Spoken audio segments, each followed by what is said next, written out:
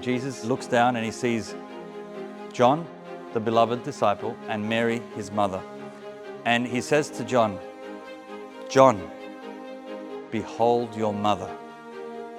And you remember what he says to Mary? Does he say, "Mary, behold your son"?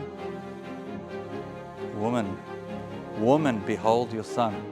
Some of you might be thinking, especially the mothers, that's a bit disrespectful.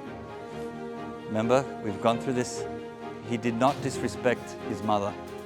He's giving her the title prophesied from Genesis 3:15. She's the woman, not any woman, the woman.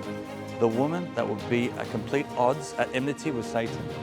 Remember the prophecy. God speaks to Satan in Genesis 3:15 and he says, "I will put enmity between you and the woman, between your seed and her seed. She will crush your head and you will bruise his heel." Interesting.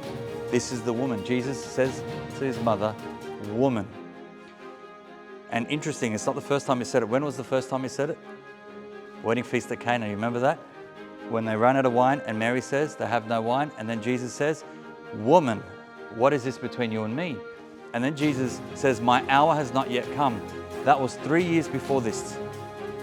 Here we are 3 years later, the hour has now come. And here he is calling her woman again. This is the time. And now he gives her title.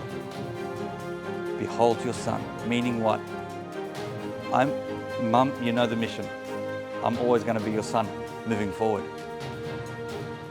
But now he's your son, meaning what? He's the model disciple. If John, who's writing this, says the model disciple, you know, what's the model disciple? The model disciple is seen as the example for all disciples. If you want to be a disciple, follow the model. And so the model represents the rest. He represents us. So if Mary is given to John, the model disciple, as his mother, he's basically giving her to all of us as his disciples. So Mary becomes our mother right here. Very fitting in the last moments of Jesus' life as he's passing on her mission to be the mother of all.